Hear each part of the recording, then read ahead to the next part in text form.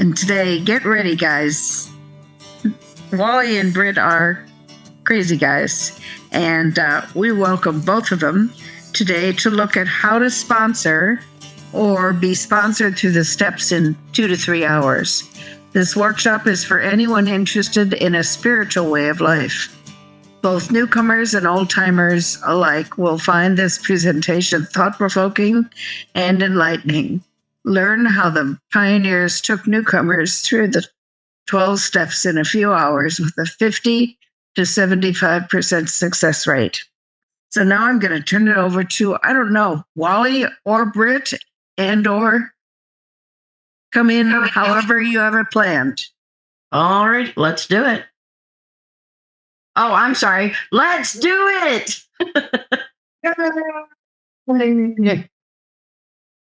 Welcome to the basics of sponsorship.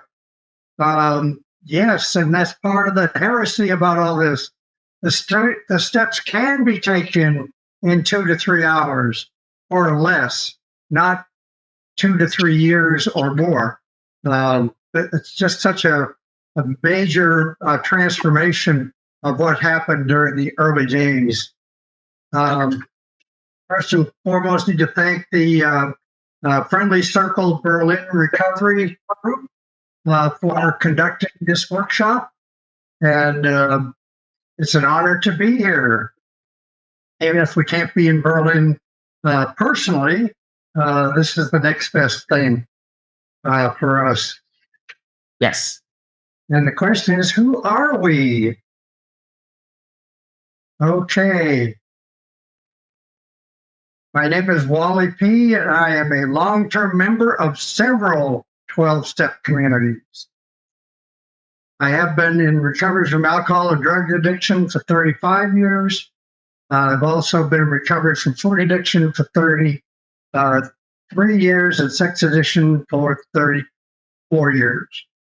Wow. In 1992, I was elected to the position of area archivist for the state of Arizona.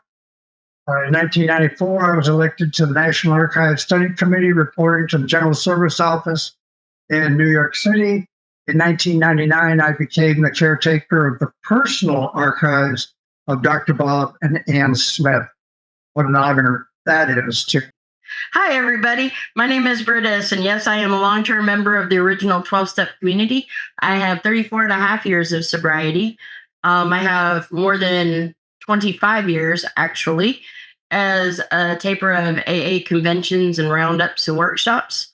I have been a Back to Basics presenter since 2017. I have served at the group and district level as a archivist as well. I am as Wally says, the technical wizard that'll be running the Zoom room for the next hour and a half, actually just the slide presentation, and I serve as the executive director of the Back to Basics Foundation. I've written 4 recovery books. I have written 4 recovery books and produced numerous CDs. I have backup. As well as sometimes for which I receive no income. I consider this to be my 12-step work for which I cannot be paid. I'm also an unpaid volunteer to the Back to Basics Foundation. Now we'll go forward since I've already introduced myself. Oh, goodness. Sometimes, it's just, it happens. And it's first thing Monday morning. So here in Tucson. So we're doing all right. We're good. We're doing all right. Yes, we are. We do about 15 different Zoom seminars. If you would like a list of them, just put your email address in the chat room, and we'll get the all 15 of them out to you. I'm just going to summarize them. Yeah. Back to Basics, the beginners' meetings of the 1940s that produced a 50 to 75% recovery rate during the early days. Yes, 50 to 75% recovery rate. Back to the Basics of Recovery, a modern, everyday language, gender-neutral version of the Back to Basics beginners meetings. 3, Back to the Basics of Sponsorship. Learn about the history and evolution of sponsorship and how to sponsor or be sponsored through all 12 steps in a few hours. Yes. That's what we're doing today. Before the basics, Bill W. Dr. Bob in the first 100 took the steps before the big book was written. 5, Walking the Medicine Wheel of Recovery, a Native American version of the beginner's readings using the 4 spiritual activities of surrender, sharing, amends, and guidance. Sharing, which became our steps 1, 2, and 3. Surrender, which became our steps 1, 2, and 3. Sharing, 4, 5, 6, 7. Amends, 8, 9. Guidance, 10, 11, and 12. Number 6, 12 steps for the 21st century. A simplified version of 12 steps with revised gender-neutral big book passages for anyone and everyone interested in a spiritual way of life. We're doing that one for them January 27th, I believe it is. Yes, that one's next up. Number 6. 7, Recovery in the 1940s, why it worked, how it worked. It's why it worked. Is basic wellness on the importance of nutrition, exercise, and meditation in recovery. Number 9, what step are you on? All of them. According to Bill W., we take all 12 steps each and every day. There's some more heresy. 10, the symbols of recovery. And let's explain the recovery process using a square, triangle, circle, and red cross. That does this as a pre-K, pre-kindergarten. No big book, it's just the symbols and take the steps based on the symbols. Yes, that is my preschool version. Yes, the spiritual toolkit. What is in the kit of spiritual tools described on pages 25 and 95 of the big book. 12, what are the back to basics and back to basics of recovery? Well, what are they? And why are these programs so successful? Yes, extremely successful. 13, the history and practice of step 11. Did that one back in October. For the Berlin Group. 14, demystifying the 4-step inventory and the 9-step amends. And number 15 is women pioneers of the 12-step movement. Ann Smith, Lois Wilson, and Marty Mann. That one is my personal. That one is my personal favorite, and I like when we do them. I like to actually break that up into 2 different workshops. If I'm only doing Ann Smith and Lois Wilson, I just like because there's so much material to cover. You can easily take an hour and a half for each lady. So. Anyway. Yes, so maybe basic sponsorship, basically, since the 2006, first one, this is just a one-day seminar conducted team, and you can see that at 9 o'clock in the morning, you have an introduction, then we take a short break, and we follow with the history of sponsorship. We're not going to be able to do that today because of the time constraints. Then we take another break, take steps 1, 2, 3, and steps 4 and 5. Then we have our lunch breakout. We actually take the 4th and 5th steps. Then in the early afternoon, we take steps 6, 7, 8, 9, 10, and 11 with another breakout to actually do steps 8 and 9. We do these in breakout rooms today, but in the auditorium. So just to get together with your sharing partner and take steps 8 and 9. Then we finish up by taking steps 11 and 12. We start at 9 a.m., finish at 4 p.m., and you've taken all 12 steps. Whether you're a sponsor, sponsee, or sharing partner, that's all part of the process. Okay, in terms of the details of back to basics and sponsorship, we realize that some of the material in this presentation is controversial, but it is information from the AAs in the 1940s. The AA of today doesn't even resemble the program of the early days that produced a 50 to 75% recovery rate. What we are presenting to you today is based on more than 200 old-timers I interviewed who got sober during this period of time. And on the research I've conducted in more than 30 major archival repositories throughout the United States and Canada, including the GSO archives in New York City and the Hazleton archives in Center City, Minnesota. What we'll attempt to do is present this material in a way that hopefully will not be considered controversial. Not confrontational. Controversial, yes. Confrontational, hopefully, no. We commend anyone in this fellowship who's willing to sponsor someone through the 12 steps. There are many different techniques and styles used today, and there are no hard and fast rules, except to do it. All we are going to do is provide you with a glimpse into the techniques that were used during AA's early years. You may find some of the material helpful.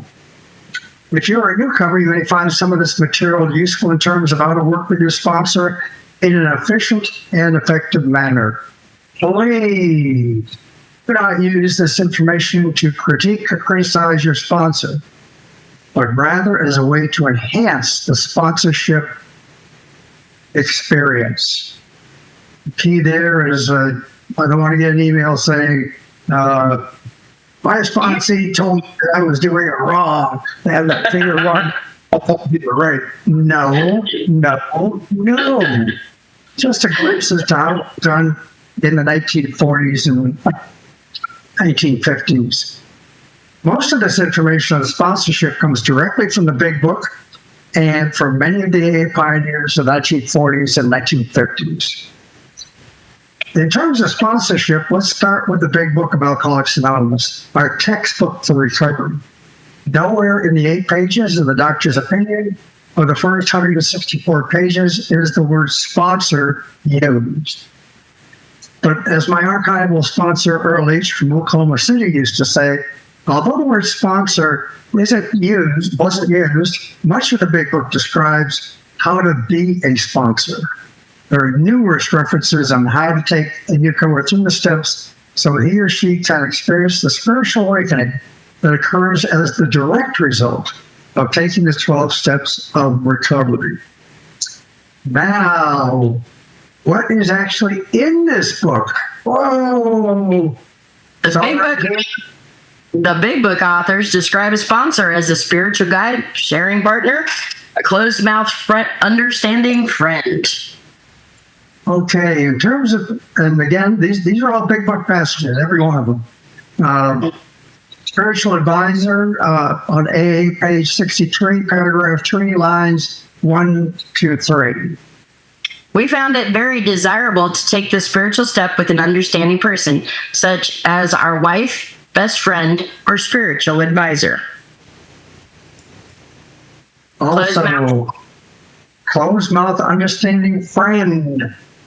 Page 74, paragraph 1, lines 1 to 3. I picked it up on page 75. And it reads, we search our acquaintance for a closed-mouth understanding friend.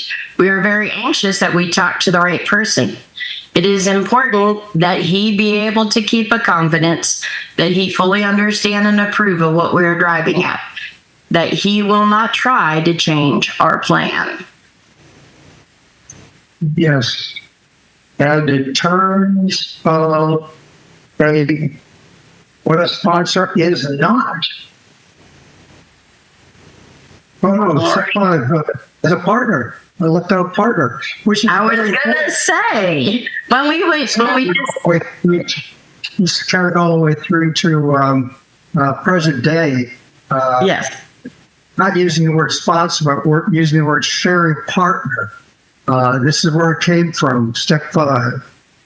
When we decide who is to hear our story, we waste no time.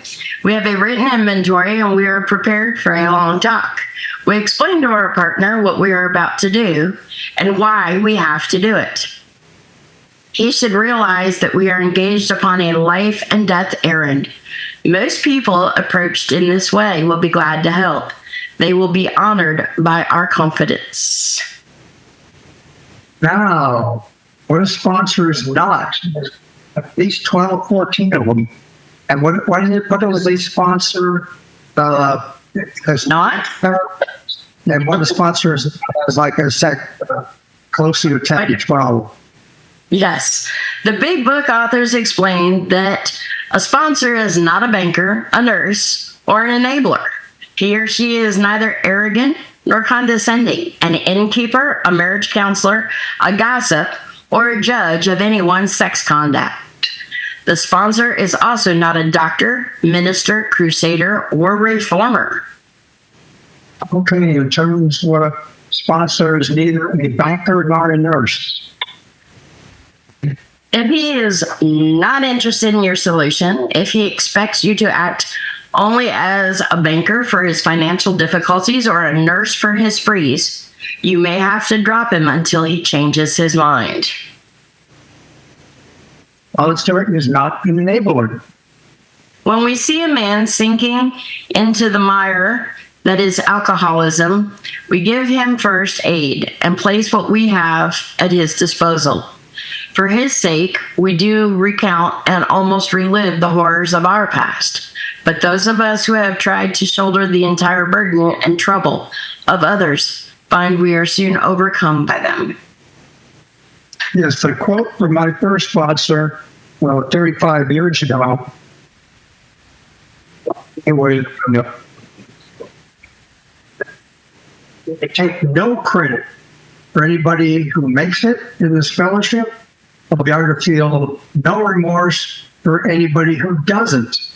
Our only job is to get them through the steps and let God do what God does. Wow. Yep. Sponsor is neither arrogant nor condescending.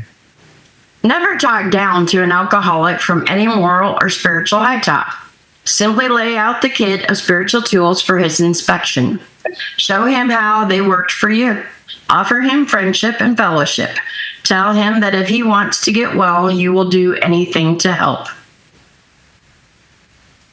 Sponsor is not an innkeeper either. Be certain he is not trying to impose upon you for money, connections, or shelter. Permit that, and you will only harm him. You will be making it possible for him to be insincere. Again, another quote, sponsor is not an innkeeper. For the type of alcoholic who is able and willing to get well, little charity, in the ordinary sense of the word, is needed or warranted. The men who cry for money and shelter before conquering alcohol are on the wrong track. Sponsors are not marriage counselors. When working with a man and his family, you should take care not to participate in their quarrels. You may spoil your chance of being helpful if you do. Also, not a family counselor. I'm just going to put that out there. Well, Sponsor is not a gossip. Another principle we observe carefully is that we do not relate intimate experiences of another person unless we are sure he would approve. We find it better when possible to stick to our own stories. For one careless, inconsiderate remark has been known to raise the very devil. Dr. Bob was so concerned about that. He talked about erring member the tongue. During his last share from the podium, on 1950, Yes. where the erring member the tongue. In other words, no gossiping. Judge of anyone's sex conduct. We want to stay out of this controversy. We do not want to be the arbiter of anybody's sex conduct. Quote unquote. Sponsor is not a doctor and does not give medical advice. God has abundantly supplied this world with fine doctors, psychologists, and practitioners of various kinds. Do not hesitate to take your health problems to such persons. Most of them give freely of themselves that their fellows may enjoy sound minds and bodies. Try to remember that though God has wrought miracles among us, we should never belittle a good doctor or psychiatrist. Their services are often indispensable in treating a newcomer and in following his case afterwards. Again, black and white on page 133. Some groups, primarily in California, way back in the 90s. Yes, they forgot that this paragraph is in the book, but they were sharing in their meetings that if you were taking psychotropic medication, you were sober, could not get any checks. Led to several suicides. People having a sponsor take them off medicine, and it just gave a black eye in that area during that period of time. So, page 133, paragraph 2, very important. Now, go ahead, Brit. No, I was just thinking of a sponsor I had ever so briefly who wanted a list of all medications I was on and why I was prescribed them. And I said that had absolutely nothing to do with my recovery, and quoted line and verse that I just read. So that's a very important handout for on sponsorship. We're looking at the first three concepts. And the first one reads, put no block between the newcomer and step 12. Get the newcomer to step 12 as quickly as possible so he or she can experience the life-changing spiritual awakening that occurs as a direct result of taking the steps. Assure the newcomer that our program of recovery will relieve his or her alcoholism. Show the newcomer that the process is simple, straightforward, and that it really works. Okay. Call the newcomer. Call the newcomer. Demonstrate that you are there for the newcomer by checking in with him or her on a regular basis. Remember, the newcomer is very ill and needs your encouragement and support. Get the newcomer to step 12 as quickly as possible so he or she can experience the life-changing spiritual awakening that occurs as a direct result of taking these steps. Assure the newcomer that our program of recovery will relieve his or her alcoholism. Show the newcomer that the process is simple, straightforward, and really works. And that's a part of our original program of recovery that has been flipped 180 degrees, expecting the sponsee to call the sponsor. That was never done in their days. Why would we expect a sick person to be able to call a well person? No, the well person calls the sick person. That's how it was done in the early days. And even more importantly, when we say call on the sponsee, back in those days, not everybody had telephones. So call meant to actually physically go to where the sponsee was and sit down with him and her. And while you're there visiting, why not take him or her through the steps while you're there? That's simple. That's straightforward. Okay. Read the appropriate parts of the big book to the sponsee. The newcomer is in no physical or emotional condition to read, let alone comprehend the big book by him or herself. Therefore, read and explain the appropriate parts of the book to the newcomer, specifically those 30 or so passages that pertain directly to taking the 12 steps. And that's very, very important to realize that 95% of this book was not used to take newcomers through the steps. This is another one of our handout, the 50 key paragraphs. I'm just arbitrarily flipping through there. There's going to be some part that we use. Oh, there it is. Okay. I highlighted the passages that were actually used to take people through the steps.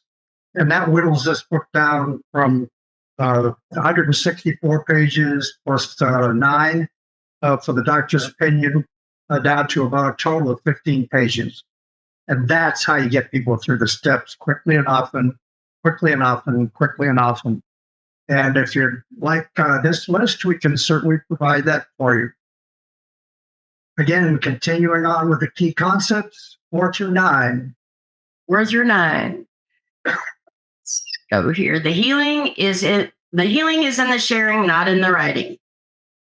Sit down with the newcomer and guide him or her through the 4-step inventory. If necessary, write the inventory while the newcomer does the talking.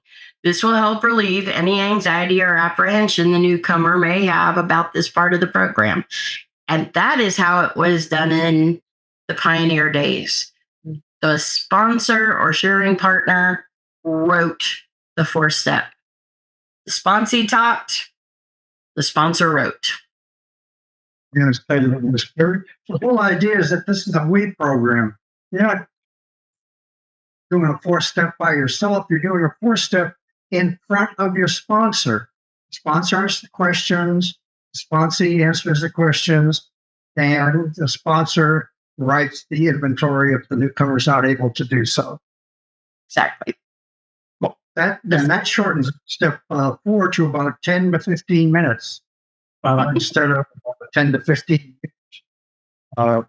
Very, very important to realize that this is the program that gave us the 50 to 75% recovery rate. Assist the newcomer with his or her amends. Work together on the newcomer's amends. Be the first person the newcomer sees after an amends is made. Again, that was critical to the journey. The sponsor and the sponsee would go together to where the amends was to be made. The sponsor would remain in the automobile, if he had one, or waiting room, if it was a medical facility, out in the parking lot, or at the coffee shop down the street. But the sponsor was to be the first person the sponsee sees immediately after the amends. How did it go? Oh, terrible. I got thrown out of the house. They don't even want to see me anymore. Okay, let's go to Denny's and talk about it. Okay, how did it go? Oh my God, beyond my wildest dreams, $50 a month for the next 5 years. Okay, let's go to Denny's and talk about it. That's how the 9th step was done in the RBJ. Share guidance. Hang on a second, Wally. I think that should say direct amends because we have 4 types of amends. So I think it should be after the direct amends is made, the sponsor should be the first person we see in case it goes wrong. All the other amends seem to go smoothly. Yes. Yeah, because there are, believe it or not, there are 4 types of amends listed in the big book. They're not like directly listed, but they are there. There's 4 types. So you and your sponsee decide which one of the 4 would be most appropriate, or whether maybe a couple would be appropriate under the circumstances. You roll and until the sponsor and sponsee feel confident, way to make the approach. And, and just wait in the parking lot until the amends is made and get the immediate feedback on how well it went. Yep. So just so everybody knows, there's your direct amends, there's amends in kind, there's a living amends, and then there's the letters to the unseen. So, and we'll go over those later. We get stuff done. Okay. Yes. Okay, here we go. Share the guidance with the newcomer. Show the newcomer that you believe in and are practicing 2-way prayer on a daily basis. It's pretty hard to not ever practice step 11 or practice in the early days because you're not practicing it yourself. Yes. The unwritten guidance that is critical to the journey. Right in the morning, or dictate. You don't have to write anymore. Just give it with your phone. Share it with others throughout the day. Hit the button, feedback, and then you do the night in review. Again, this is how it was done back when we had a 75% recovery rate. Step 11 are primary practice steps. Personally, being the most important And in terms of my guidance books, in the front of each and every one of these, I put a guidance that I received on June 23rd, 2003, while walking in a parking lot at a Hilton Hotel. I just flown back from Detroit, where the plane from Phoenix to Tucson taken off before I arrived. So we have to help it. They don't do that anymore. I can No. stick on the everybody else. Now, this is the guidance I received. Do not let the darkness poison you. You're poisoned in Vietnam. Seek non-toxic treatment for the damage caused by Agent Orange. I've been getting shopping lists for 6 years doing this work, and then I received the guidance that saved my life. So it's a process of staying with it because you questions will be answered. And, like we said, don't even need a guidance book anymore. You're just talking to your phone. You talk, you type, you hit send, and then you've got something to scroll back and review at night. Wow. Yeah. Or you could do like one of my sharing partners does and she likes to write hers out in her guidance book, but then she takes a picture of it and sends it to me by a text. So however it works for you, as long as you're doing it. Yes. Co-sponsor the next newcomer. Have the newcomer accompany you as you work with the next person. This way, the newcomer will gain confidence in his or her ability to guide others through the recovery process. Being on the co-sponsorship is that practice quite extensively again during their own days. Again, if everybody's reading out the same 50 paragraphs, adding their own style to the process, then if you're out of town, have them call one of your sponsees because, again, the 50 paragraphs don't change. Anybody can help as long as they're highlighted the book or ready to do what they can while you're out of town. But the list of co-sponsors,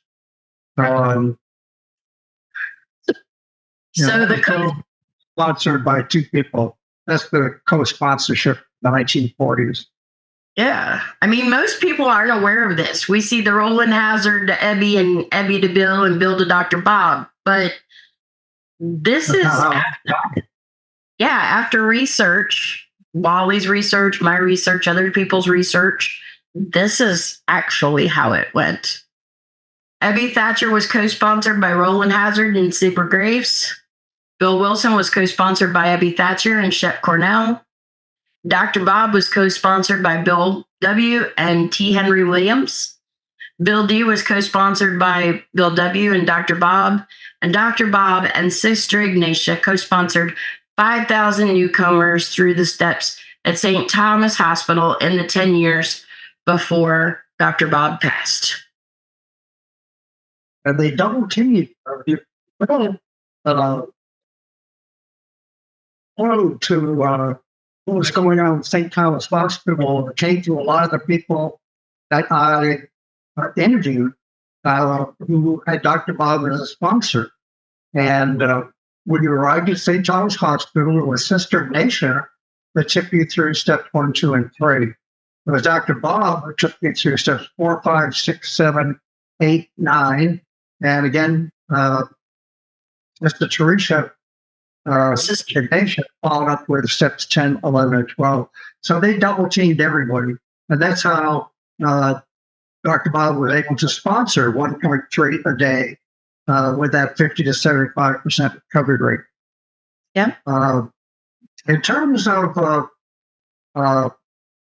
Shep Cornell and Ebby Thatcher co-sponsoring Bill W. In the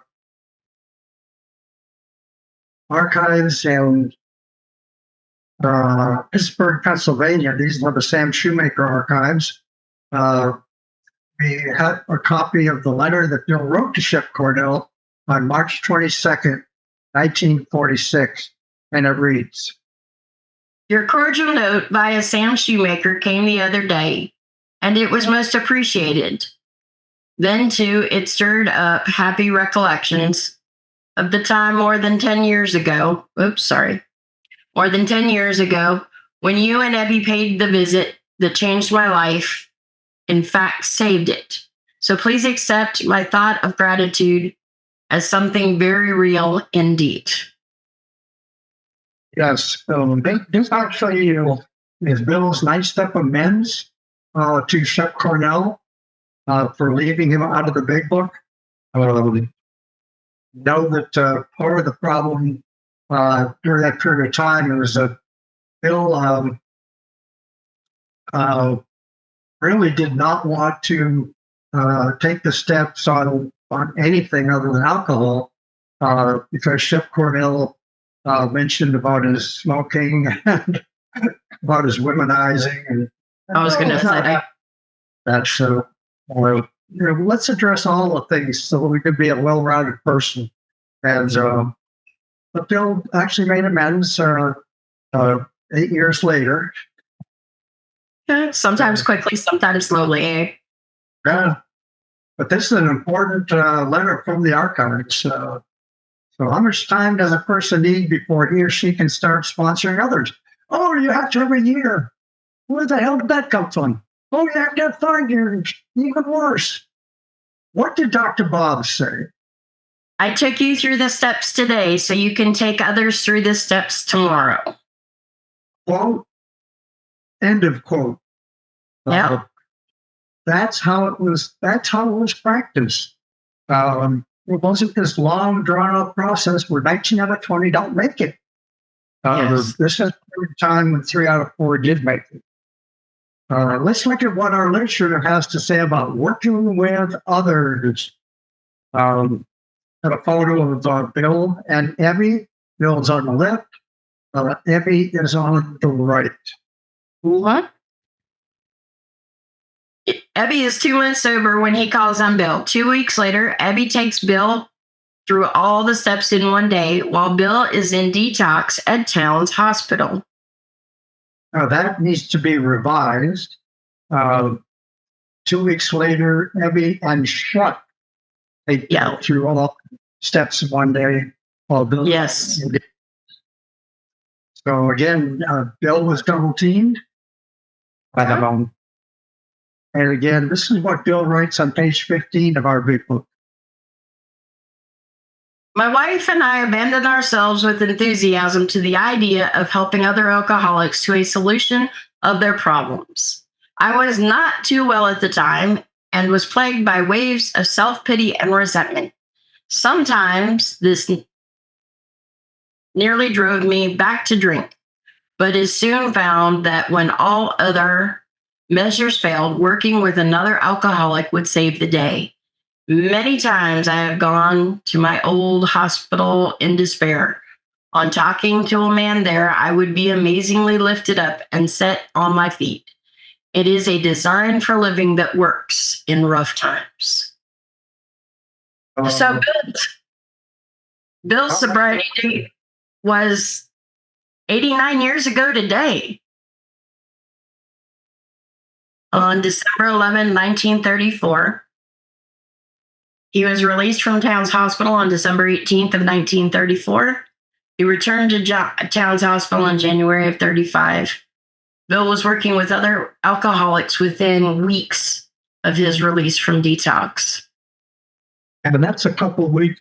I can't include Christmas and New Year's. Still Lord. But that's the fact of the matter. He was back in the hospital, working with others, a couple of weeks. Now let's look at Dr. Bob. How long was Dr. Bob sober when he started to work with others? I spend a great deal of time passing on what I learned to others who want and need it badly. I do it for 4 reasons: a sense of duty, it is a pleasure, because in doing so, I am paying my debt to the man who took time to pass it on to me. And because every time I do it, I take out a little more insurance for myself against a possible slip. So now let's take a look at Dr. Bob's timeline. Yep. His sobriety date was June. Okay. It says June the 10th, 1935. However, due to research on the medical convention that he went to, the actual date would be June 17th of 1935. The next day, Dr. Bob. Week. Do what? You only missed it by a week. Yep, just a week. The next day, Dr. Bob suggested that he and Bill W. work together with other alcoholics, AA's first co-sponsors. Within days, Dr. Bob and Bill worked with Ernie G. Dr. Bob, at 18 days of sobriety, successfully worked with Bill D., AA number 3, on June the 28th of 1935. I was on the 11 day. Yes. Look at the actual sobriety in 17. But immaterial is still less than 3 weeks. That he's out there successfully working with another alcoholic. Ernie G, it took him quite a long time to it's over. His story in the first edition is the 7-year slip. Yes. And he continued to slip after writing the story. Yeah. But he got sober. So again, this is all good. He married Dr. Bob's daughter, too. Yeah, Dr. Bob's daughter. Yeah, can you imagine? I've often thought about that, imagining listening to this man's 4th and 5th step and then having him wanting to marry my child. That would just, yeah, no, I don't think so.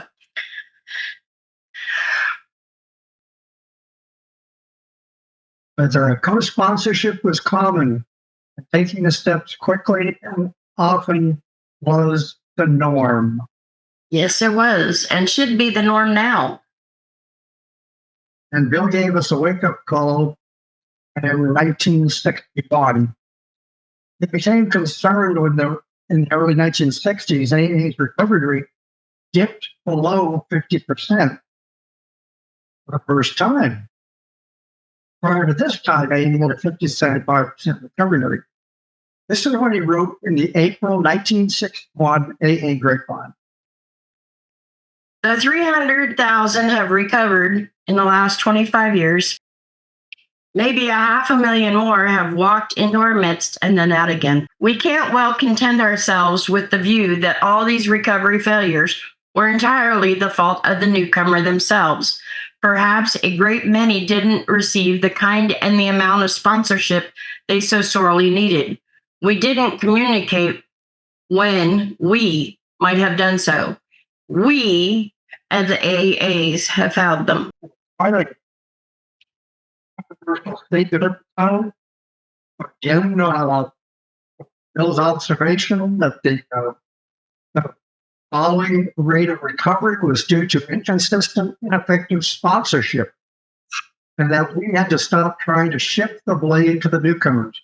Now, I gave them a big book. I had them read the first 164 pages, plus the doctor's opinion, and then they stopped coming to meetings. No, that's not how we sponsor. And together taking the steps. Exactly. That is one of my biggest pet peeves, Wally, is see somebody hand a newcomer a big book and a business card and go, call me when you're done reading it. We attend the beginners meetings together. We read the big book together. We take the 12 steps together and we recover together. The guidelines on sponsorship.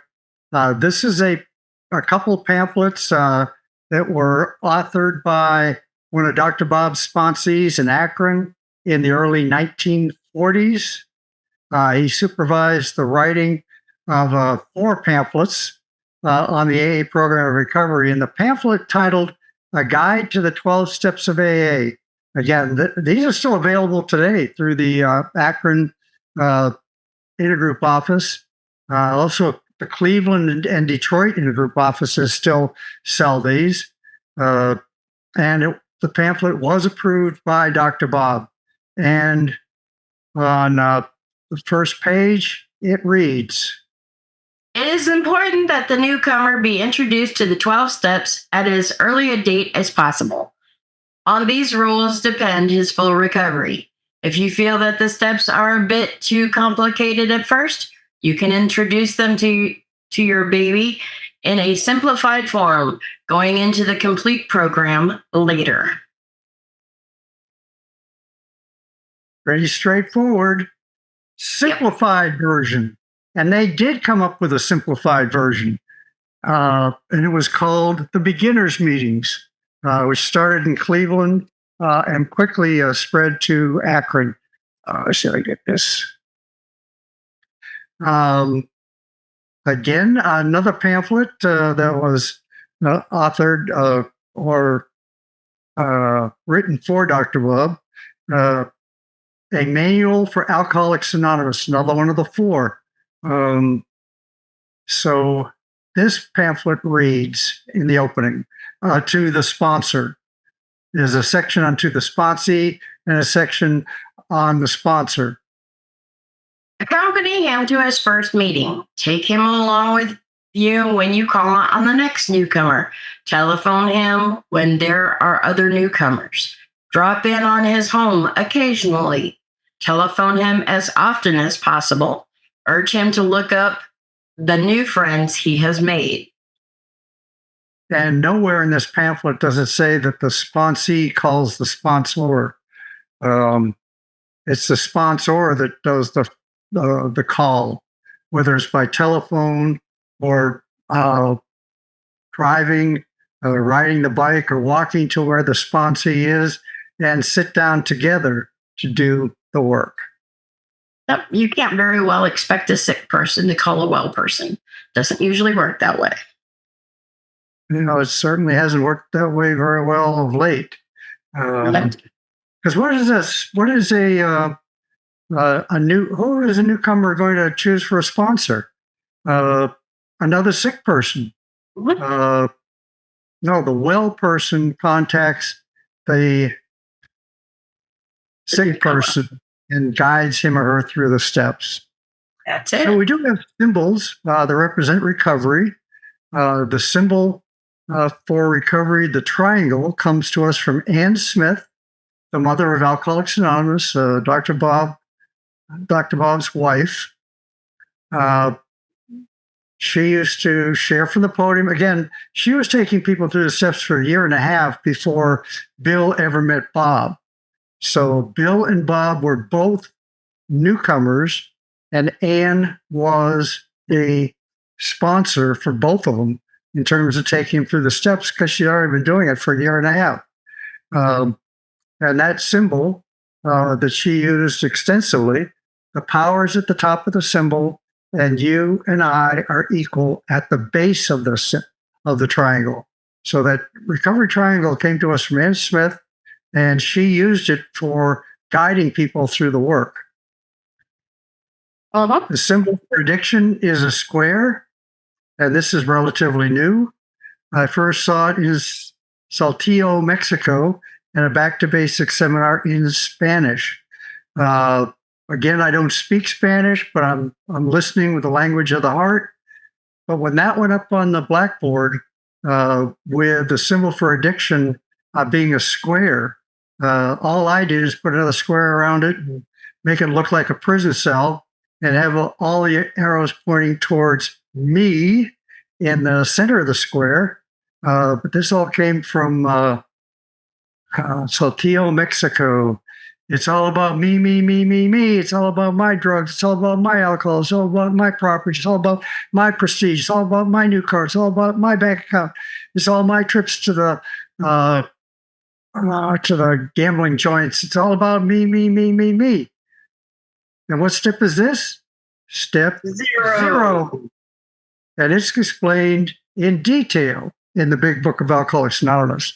But by making the surrender, we move from the prison cell of addiction to the recovery triangle. And that's the graphics that we use for doing our pre-K work. Yes. Without using the Big Book, just the symbols. You may throw a Big Book passage in every once in a while. But the thing to keep in mind about the first 2 steps, the pioneers called these hooks. You don't ever want a sponsee to answer no to a question that you're asking. So be very careful and make sure that you're asking questions that will have a yes reply so that you can move on and not get all tied up in the weeds. The first step hook is on page 52, paragraph 2, lines 3 through 8. Were we having trouble with personal relationships? We could not control our emotional natures. We were prey to misery and depression. We had feelings of uselessness. We were full of fear. We were unhappy. We couldn't seem to be of real help to other people. Now, what the pioneers did is they took these and converted them into questions. When you first arrived, whether that was yesterday or 40 years ago, think back to when you first got here, were you having trouble with personal relationships? Yes. Just ask all my ex-wives. Couldn't control our emotional natures? Yes. Just look at the Fortune 500 companies that were firing me for my rageaholism. Prey to misery and depression? Yes. Just ask all the psychiatrists that trying to drug me into oblivion. Feelings of usefulness? Yes. Full of fear? Yes. We were unhappy? Yes. Couldn't seem to give real help to other people. Like, how can you answer that one when the whole world revolves around you? But I answered yes to 6 of them out of 7. And my sponsor said at the time, again, my sponsor took me through the steps in less than 4 hours. Background on this, just to keep it in mind that I came in 1988. I was sponsored by Phil, who came in 1968. So he was 20 years sober when he took me through. His sponsor came in 1948 out of the Midwest, and Phil's sponsor was sponsored by one of Dr. Bob's sponsees. So my lineage goes right back to Dr. Bob, and it's only a couple people removed from the way Dr. Bob did the steps, which is why my sponsor took me through the steps in less than 4 hours, because that's the way it was being done in terms of his lineage, which went right back to Dr. Bob. So the first step, I answered yes to 6 out of 7. One was a maybe. Or why even ask the question when the whole world revolves around you? So Phil immediately took me to the first step question, which is, You can see to your innermost self that you have a problem. and again, it doesn't matter what program you're associated with, if a program, all you have to do is decide what you're going to take the steps on. I took the steps last week on fear. I was having some health issues. You can take the steps on other issues, food issues. You could take the steps on anything and everything that's a problem for you. So you decide what the problem is. And for me, it's my gambling addiction. Oh, no, I've never been to a casino. Oh, so that doesn't count. But I do have a whole bunch of others that do count, because I am still working 35 years later on inventories as things come up. So that's the first step question. The second step also has a hook. This, again, is to get the newcomer to answer yes. And the second step hook reads, We found that as soon as we were able to lay aside prejudice and express even a willingness to believe in a power greater than ourselves, we commenced to get results, even though it was impossible for any of us to fully define or comprehend that power. Again, the key there is the whole idea is that as soon as we're able to lay aside prejudice and express even a willingness to believe, again, as I was taken through the steps, I was taken through the first 3 steps in Northwest Alano Club parking lot in a matter of 15 minutes. Again, are you willing to believe? No, I don't believe. I'm a 100.00% non-believer. Okay. Well, do you believe that I believe? Oh, yeah, Phil, I believe that you believe. 20 years ago, you crawled out from under a bridge in Long Beach, California, and now you're president of an oil refinery. Yeah, I believe that you believe. Okay, so you're going to take the second step based on my belief until you get a belief of your own. So that's how I took the rest of the steps. And he said, for you, it's not God, it's God as you don't understand him. That's how I took the rest of the steps. And again, all standing up in the parking lot in the Northwest Alano Club. Now, the 3rd step prayer does come with a graphic. How about we talk about the 2nd step hook? Do you now believe, or are you even willing to believe that there is a power greater than yourself? And for me, I came to the rooms believing in a God who was all hellfire and damnation. So I had to reconstruct my belief inside the rooms. I'm not going to say I didn't believe, because I certainly did. But I also believed that I was going straight to hell for everything I had done and everything I thought of doing, and so on and so forth. So being in the rooms, I had to basically redefine my concept of my belief. And that's the key. You don't have to believe in anything. Just be willing to believe that your sponsor believes until you can get a belief of your own. And then we went to the 3rd step prayer because he knew I was a non-believer. This is 1988. He took out all the these and the thous from the 3rd step prayer. And if you read the 3rd step prayer, the way it was read to me, well, again, he led and I followed, starting with God, I offer myself to you. For me, it was God, as I don't understand you, I offer myself to you. Brit, want to finish it off? To build with me and to do with me as you will. Relieve me of the bondage of self, that I may better do your will. Take away my difficulties, that victory over them may bear witness to those I would help, of your power, your love, and your way of life. May I do your will always. Now, the only part of this that is a bit confusing is take away my difficulties. We haven't really looked at the difficulties because that's primarily on step 4, but the difficulties are our resentments, our fears, our selfishness, and our dishonesty. Those are the big 4. So those are the difficulties that we ask to have removed in the 3rd step prayer, even though we haven't looked at them in great detail. Then we get to the graphic. Thank you, Ann Smith. Steps 4, 5, 6, and 7. 4 and 5. We talk about the things that are blocking us from a spiritual solution to addiction, including, again, as I just mentioned, our resentments, our fears, our selfishness, and our dishonesty.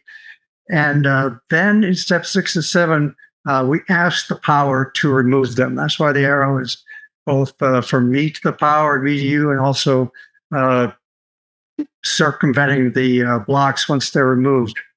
We ask them to be removed, but they will be removed in steps 8 and 9.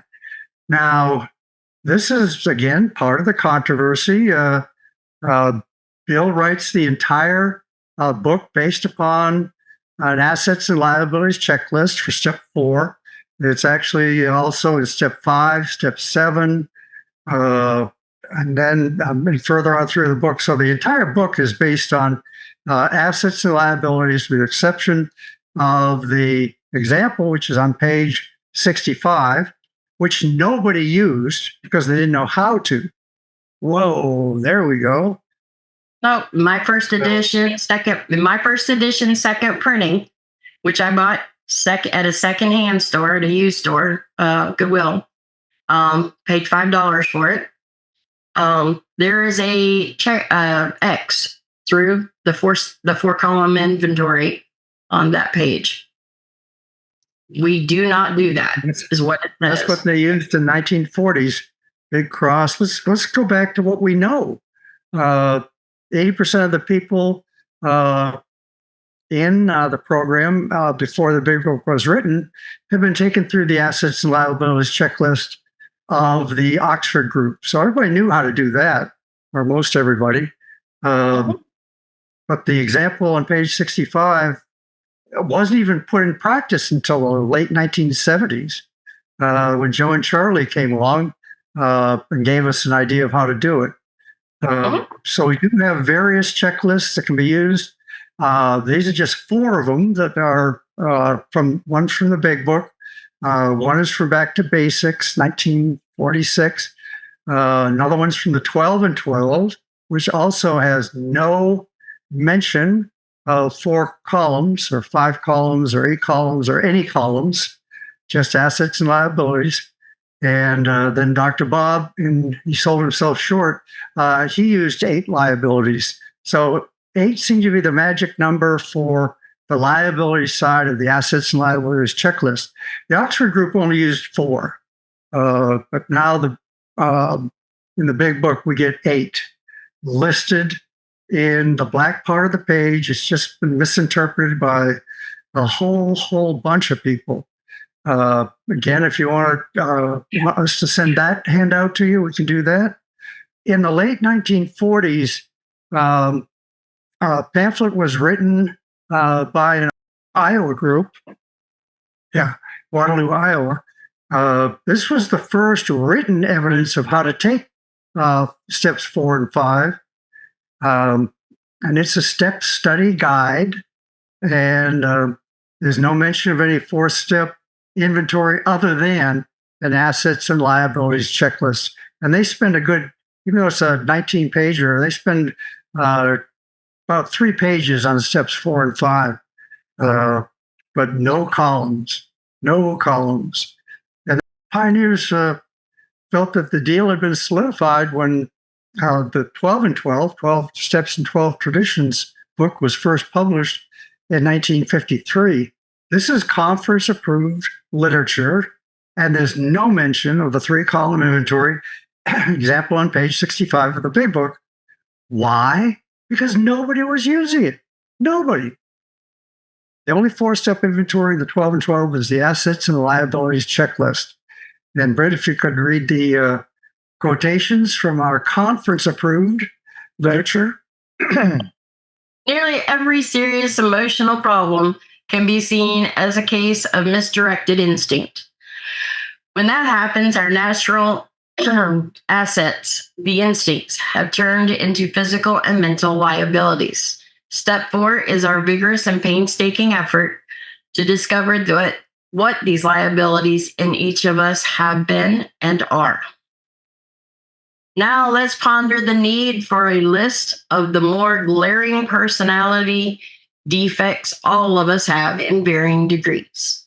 To avoid falling into confusion over the names these defects should be called, let's take a universally recognized list of major human failings. The 7 deadly sins of pride, greed, lust, anger, gluttony, envy, and sloth. All these failings generate fear, a soul sickness in its own right. So that's what's actually in the 12 and 12, validating that the assets and liabilities checklist was used in the 1940s because it was still in use when the 12 and 12 was released in 1953. Now, the assets and liabilities checklist also used to test for self-will versus God's will in steps 4, 10, and 11. And this is a summary of the 4 liabilities, which they called self-will, resentment, fear, selfishness, dishonesty, and God's will, which is the assets, forgiveness, faith, unselfishness, and honesty. So that's the assets and liabilities checklist, which was used in steps 4, 10, and 11. Our 2 inventory steps and our prayer and meditation step. We use the assets and liabilities checklist to determine which side of the page are we on. Are we living liabilities or are we living in the assets? Wow. Now, the assets and liabilities checklist is described on page 64 of the Big Book. In chapter 1, the Big Book authors write, "Therefore, we started upon a personal inventory. This was step 4. A business which takes no regular inventory usually goes broke. Taking a commercial inventory is a fact-finding and fact-facing process. It is an effort to discover the truth about the stock in trade. One object is to disclose the damage or unsellable goods, to get rid of them promptly and without regret." Again, we're going to conduct the equivalent of a commercial inventory on our lives. That's what Bill wrote on page 64, a commercial inventory. If anybody's taken an accounting class, either in high school or college, you know that the equation for double entry bookkeeping is assets equals liabilities plus owner equity. That's how all businesses are still run today, assets and liabilities. So what a commercial inventory is all about, it's a examination of what is working and what is not working in our lives. It allows us to accentuate the positive and minimize the negative. Then in the second paragraph on page 64, the authors clearly explain what we need to do in order to conduct a 4-step inventory. We did exactly the same thing with our lives. We took stock honestly. First, we searched out the flaws in our makeup which caused our failure. Being convinced that self manifested in various ways was what had defeated us, we considered its common manifestations. Again, first, we searched out the flaws. So they're asking us to take our assets and liabilities checklist and fold it over so the assets are hidden from view. We only deal with the liabilities side of the sheet in steps 4 and 5. The asset side of the sheet was part of steps 6 and 7. Good and bad in the 7-step prayer. Good and bad is assets and liabilities. So the key to the inventory and amends process is for the sponsor and sponsee to sit down together to do the work. This is a we program.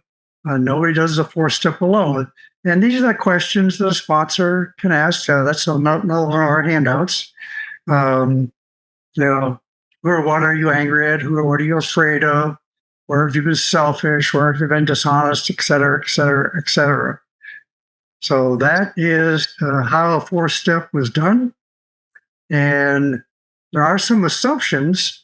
These are the 3 assumptions. The sponsor and the sponsee have a couple of hours to spend together. 2, each has made a commitment to be a closed-mouth, understanding friend.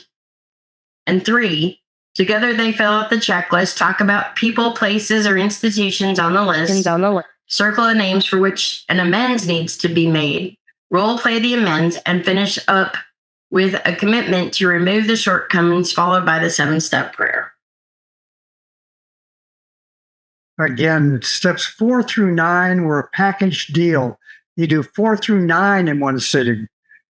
And part of that is what the 8-step looks like. The sponsor has written down the things that need to be addressed.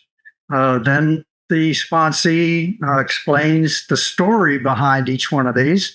That's why it only takes 5 to 10 minutes to do a 4-step. Yes, it takes an hour and a half or longer to do step 5. But when you circle one of the items, that means an amends is going to be made to that person. Friend number one, myself, X, the employer, false pride, prejudice, family member, friend number two, others, not so much. These are the really key ones on the first go around. Now we look at recovery triangle again in terms of steps 8 and 9. This is when the blocks are removed by making amends to those we've harmed and forgiving those who have harmed us. Wow. That's where the circles came from. And now we take a look at the type of amends. There's 4 types of amends, Brit, and they are? Direct amends, living amends, amends in kind, and amends to those who cannot be seen, otherwise known as letters. And if you're interested in that handout, it's a 2-pager, but we describe in the big book where the direct amends came from. The first thing to do is to take direct out of the 9th step as written, because Bill writes direct amends to those we've harmed, and then he goes and lists 4 different kinds of amends. Very confusing, very confusing. But there are 4 types of amends, and together the sponsor and the sponsee sit down and start the role play. Okay, friend number one, we're going to make a direct amends, and okay, how would you like to start this amends? No, you're just going around beating around the bushes. Okay, this is how I would make the amends. Just as an example, you say, oh no, that doesn't cut it either. So let's go back, and we role play back and forth until we decide what type of amends is the best under the circumstances, and that's what we run with. Again, you're going to be out in the car or in the waiting room when the amends is made, and then we'll take a look at what happened afterwards. Then the guidance graphic, which is steps 10, 11, and 12. What we see here is that the arrows are going in all directions. Step 10 is just a review of steps 4 through 9. Let's go ahead and read that. Continue to watch for selfishness, dishonesty, resentment, and fear. When these crop up, we ask God at once to remove them. We discuss them with someone immediately and make amends quickly if we have harmed anyone. Then we resolutely turn our thoughts to someone we can help. The love and tolerance of others is our code. Now, Bill goes back to the Oxford group for inventory items in step 10. So you can use 8 liabilities in step 4 and then 4 liabilities in step 10 if you want to follow the letter of the law here. But it's basically the same inventory. So it's all about becoming a listener. What does that mean? Step 11. In steps 1 through 10, we remove the blocks that prevent us from becoming an effective listener. In step 11, we learn how to listen. And in step 12, we listen to the indwelling spirit that guides us as we help others through the recovery process. Again, once the blocks have been removed, we can become a much more effective listener, which has to do with step 11. Step 12, very simple. Will you carry this message to others? Yes or no? By this time, the sponsee has already taken the first 11 steps, so pretty straightforward to get a yes answer for this question. Now, we're going to close with a magazine article from 1945, Look magazine, June 26th. It contains an article which exemplifies the original AA program. The piece is titled Case History of an Alcoholic. Although this pictorial essay was important to the growth of AA in the mid-1940s, very few people today even know that this article exists. And that's a shame, because it's one of the most powerful things that's ever been put in a magazine. That's why I'm going to take the time to go through the story with you now, or we're going to take the time to go through the story with you now. The case history of an alcoholic deals with a person who has a drinking problem and reaches out for help. The story takes place in Minneapolis, Minnesota. Joe is the fictitious name for the subject of the article. He is a real alcoholic who has been an uncontrolled drinker for the past 10 years. He has drunk himself out of jobs and friends. As the big book so aptly describes on page 152, Joe is at the jumping off place. This pictorial essay reflects what actually happened to Joe during his last drunken hours and his subsequent steps to sobriety. None of the photos are staged or posed. That's what makes this article so relevant. It is a true life account of a man who had his life changed by the original AA program. Again, none of these are staged. When Joe reaches out, AA sends two people to quote unquote 12-stepping, two co-sponsors, and co-sponsorship in going to see newcomers has been with us ever since the beginning. Yep, here's Joe going down for the count. He's on day 4 of a 4-day binge. You can see that these photographs are real. Joe is obviously drunk and oblivious to his surroundings. If you're closely, he can't even get the beer bottle to his mouth. He hits his upper lip. Pretty realistic.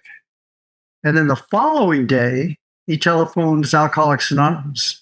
Again, AA responds by sending 2 people out to see him. Again, Look Magazine had the photographer there the entire time.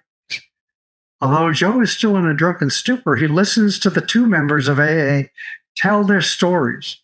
They tell Joe they have found a solution to their drinking problem. The AA's combined sympathy and understanding to convince Joe that he needs to be hospitalized. So here's Joe being 12-stepped by 2 co-sponsors.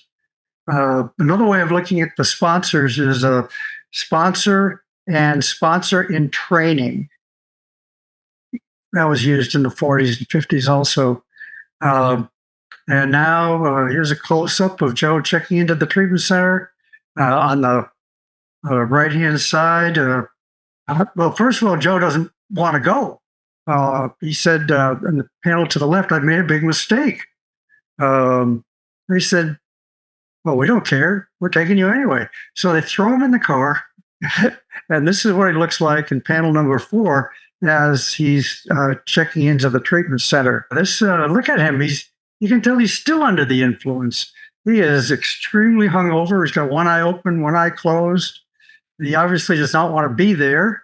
But then we see what happened in detox. One of the members of AA is putting Joe to bed. That's next panel. Again, that's one of his 2 sponsors. And then in panel 6, there's Joe looking up, says the next day. My take on that photo, look at him. He's still dazed and confused.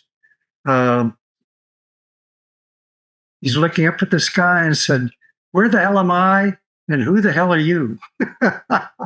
And probably leave me the hell alone. Personal take on that one. But again, this is where the term sponsor came from. There's no mention of sponsor or sponsorship anywhere in the text of the big book. In 1939, the person who took the newcomer through the steps was described as a spiritual advisor or sharing partner. But by the mid-1940s, the sponsor was the person who was willing to pay for the newcomer's stay at the treatment center and escort him or her to the AA beginners meetings. We'll talk more about the beginners meetings in a moment. This person or persons had a financial interest in the newcomer, and the sponsor did everything possible to make sure that he or she got their money back. And again, we found that many groups passed two baskets in the 1940s. One was to pay for the room and the coffee and the rest, but the second basket was to pay for people to go through rehab. Now, I'm not sure how many people have actually had a sponsor pony up the $65,000 for the Betty Ford Center or Hazelden, or maybe even $80,000 for Sarah Tucson, but that's what they did back then. They had a financial interest in the sponsee making it. And in the next panel, we see Joe leaving the treatment center. The caption here reads, Physically restored after 3 days, Joe waves goodbye to his nurse. In fresh clothes provided by his sponsors, he looks and feels like a new man. For the first time, he faces the future with hopes of recovery.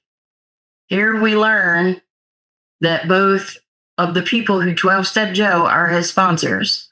Not only did they co-sign his bill at the sanitarium, they brought him a new suit of clothes. So not only did they pay the bill, he's walking out of there in a brand new suit. Compliments of the sponsors. And that's what it reads. Provided by his sponsors. Then Look Magazine followed Joe for the next few weeks. First, we see Joe meeting with his sponsor. He's maybe talking over a 4-step or maybe a 9-step amends, but they're working together on the steps. Next, we see Joe attending his weekly AA meeting, only one meeting a week. Because the beginners meetings were such an integral part of the recovery process in Minneapolis at this time, we assume that Joe is taking the 12 steps as they were taking then in 4 one-hour sessions.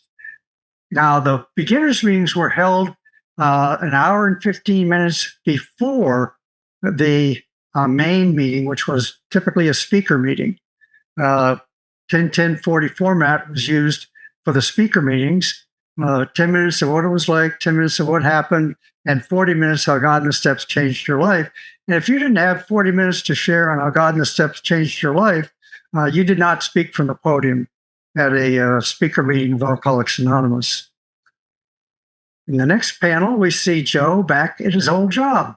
He's working for Starbucks. Yes. Dunkin' Donuts. 45. Dunkin' Donuts. The captain reads that Joe is visited by the AA friends, that is, his sponsors, who helped him get on his feet. Proudly, he shows them around. And they came, again, they wanted to make sure that Joe was okay. But they also, have a financial interest in him staying clean and sober. Better yet, Timmy Hortons. Forget Starbucks. Timmy Hortons, Wally. Timmy Hortons. Okay, Timmy Horton is. But the final photo, this graphic is unbelievable.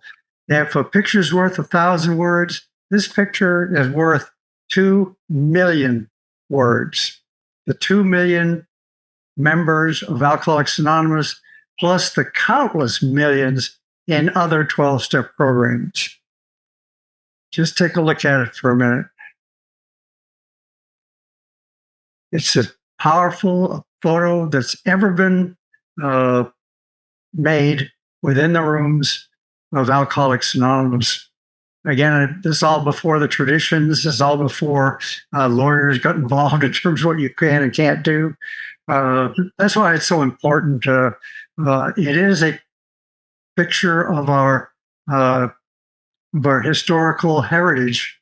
And this photo reads, The The cycle of AA therapy is complete when Joe returns to the sanitarium to visit another who needs help.